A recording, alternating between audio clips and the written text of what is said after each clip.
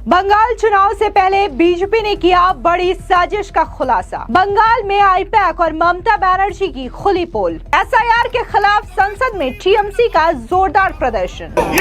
चोरी बंद करो, बंद करो, बंद करो, वोट चोरी बंद करो, बंद करो, बंद करो, वोट चोरी बंद करो, बंद करो। कल्याण बनर्जी बोले, ये एसआईआर ठीक से नहीं हो रहा। ये जो एसआईआर हो रहा है, ये एसआईआर ठीक से नहीं हो रहा है। ये एसआईआर करने के लिए 2-3 बरस टाइम लगता है। 2003 में जब हुआ था, 2007 से शुरू हुआ था।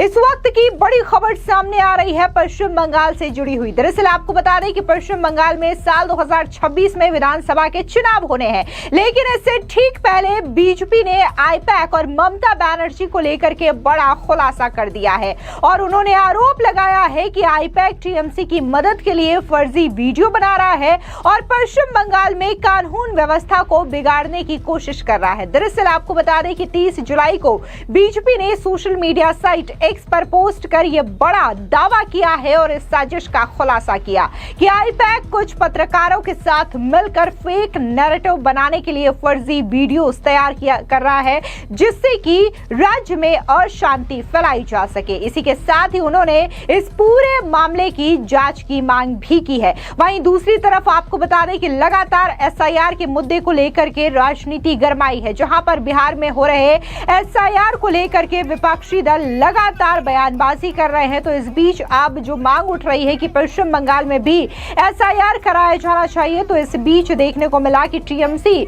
और अन्य विपक्षी दलों ने संसद में एसआईआर के खिलाफ विरोध प्रदर्शन किया और इस दौरान उन्होंने नारेबाजी की और कहा कि वोट की चोरी नहीं चलेगी, तानाशाही नहीं चलेगी। आप भी एक बार इन तस्वीरों को देखिए कि कैसे विपक्षी सांसद जो है वो यहाँ पर एसआईआर के खिलाफ, सरकार के खिलाफ नारेबाजी कर रहे हैं। चोरी बंद करो, बंद करो, बंद करो, वोट चोरी बंद करो, बंद करो, बंद करो, वोट चोरी बंद करो, बंद करो, बंद करो, वोट चोरी बंद करो, बंद करो, बंद करो, वोट चोरी बंद करो, बंद करो। इस दौरान टीएमसी के सांसद कल्याण बनर्जी ने यह आरोप लगाया कि चुनाव आयोग एसआईआर ठीक से नहीं करवा पा रहा है। पहले जब एसआईआर की प्रक्रिया हुई थी तो इसके लिए कई साल लगे थे, लेकिन ऐसी क्या जल्दबाजी की 6 महीने में भी ये तमाम काम जल्दी जल्दी करवाए जा रहे हैं। सुनिए टीएमसी के सांसद कल्याण बनर्जी का ये बयान। ये जो एसआईआर हो रहा है, ये एसआईआर ठीक से नहीं हो रहा है। ये एसआईआर करने के लिए 2-3 बरस टाइम लगता है। 2003 में जब हुआ था, 2007 से शुरू हुआ था। अभी 6 महीना का अंदर सब कुछ खत्म कर देंगे बोल रहे। ये आइन माफिक नहीं हो रहा है।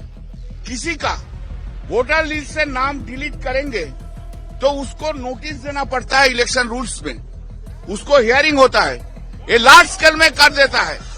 इसके लिए ये जो तानाशाही है, नानाशाही नहीं चलेगा। इसके लिए हम लोग ये सब कर रहे हैं। अब जिस तरीके से विपक्ष एसआईआर को लेकर के सवाल उठा रहा है, तो वहीं दूसरी ओर बीजेपी के नेता और केंद्रीय मंत्री सुकांता मुजुमदार ने इस पर करारा पलटवार किया। सुनिए क्या कुछ एसआईआर के मुद्दे पर सुकांता मुजुमदार ने कहा। उनको पता है कि उनका जो वोट बैंक है वो रोहिंग्याज और बांग्लादेश से आए हुए मुसलमान है, तो उसका नाम न कट जाए, इसके लिए वो ऐसा कर रहे हैं। लेकिन मुझे लगता है कि इलेक्शन कमीशन एसआईआर करेगा कि नहीं करेगा उनकी बात है, लेकिन अगर मुझे लगता है इलेक्शन कमीशन को थोड़ा कड़ाई से इसका संज्ञान लेना चाहिए, क्योंकि इससे पहले भी जब सीपीएम पावर में था, इसी तरीके से सीपीएम के जो बंगाल चैप्टर के लीडर थे, विमान बोस से लेकर बाकी लोग इलेक्शन कमीशन के ऊपर सवाल उठाए थे।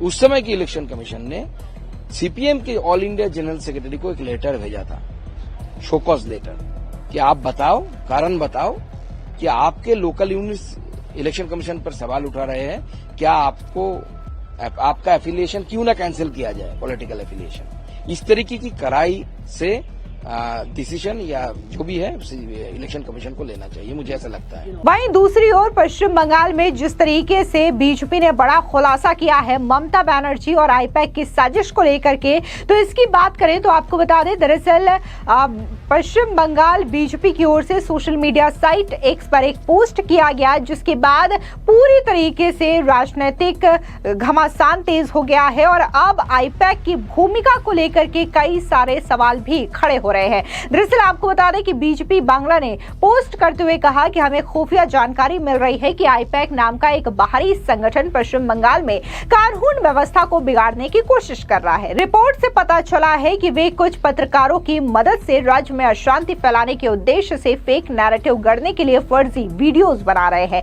ये पहली बार नहीं है जब आईपैक इस तरीके की गतिविधियों में शामिल है। उन्होंने हाल ही में पद्मश्री कार्तिकेय महाराज को भी इसी तरीके से निशाना बनाया था। सबसे चिंता और हैरान करने वाली बात यह है कि ये निजी गैर सरकारी संस्था किस अधिकार से पुलिस और प्रशासन को निर्देश दे रही है। टीएमसी के मंत्री उनके आगे झुक सकते हैं, हमें इसमें कोई आपत्ति नहीं है। अगर आईपैक ये तय करती है कि टीएमसी में कौन क्या पद संभालेगा या ममता बनर्जी कब बोलेंगी या कब चुप रहेंगी, तो ये उनका आंतरिक मामला है। लेकिन जब कोई निजी संगठन जिसके पास कोई संवैधानिक या फिर कानूनी अधिकार नहीं है, वो पुलिस के कामकाज और प्रशासनिक फैसलों सहित सरकारी तंत्र को प्रभावित करना शुरू कर देता है, तो ये लोकतांत्रिक शासन पर सीधा हमला बन सकता है। इस बात की गंभीर स्वतंत्र जांच शुरू की जानी चाहिए कि बंगाल के बाहर की एक निजी एजेंसी को राज्य की आंतरिक लोकतांत्रिक प्रक्रियाओं में हस्तक्षेप करने की अनुमति कैसे और क्यों दी जा रही है। पश्चिम बंगाल की जनता को यह जानने का अधिकार है कि इस खतरनाक अतिक्रमण को कौन बढ़ावा दे रहा है। राज्य के मामले में आईपैक के बढ़ते प्रभाव के पीछे आखिर किसका हाथ है। सीधे तौर पर न सिर्फ बीजेपी ने आईपैक और ममता बनर्जी की टीएमसी की साठगांठ का खुलासा किया, बल्कि उनका यह भी कहना है कि इस पूरे मामले की जांच होनी चाहिए और यह भी जांच होनी चाहिए कि आखिर जिस तरीके से ये फेक नैरेटिव पश्चिम बंगाल में फैलाने की कोशिश आईपैक की ओर से किया जा रहा है, तो आखिर इसके पीछे का रीजन क्या है। आपको बता दें, दरअसल आईपैक यानी कि इंडियन पॉलिटिकल एक्शन कमेटी एक इंडियन पॉलिटिकल कंसल्टिंग फर्म है जो कि विभिन्न राजनीतिक दलों के लिए चुनावी रणनीति, डेटा विश्लेषण, डिजिटल अभियान और जमीनी स्तर पर प्रचार का काम करती है। इसकी स्थापना साल 2013 में प्रशांत किशोर ने सिटीजन्स फॉर अकाउंटेबल गवर्नेंस यानी कि CAG के रूप में की थी, जो कि बाद में आईपैक बन गई। यह संगठन भारत में कई राजनीतिक दलों जैसे कि टीएमसी, डीएमके, YSR और बीजेपी के साथ काम कर चुका है। आईपैक ने 2021 और 2024 के बंगाल चुनावों में टीएमसी के लिए काम किया, जिसके परिणाम स्वरूप टीएमसी ने बीजेपी के खिलाफ शानदार जीत हासिल की थी। बीजेपी का मानना है कि आईपैक की रणनीतियों जैसे कि जोनो गुजर गोर्जन, बागला विरोधी देर विसर्जन जैसे अभियानों में जनता में बीजेपी के खिलाफ एक नकारात्मक भावना पैदा हुई है।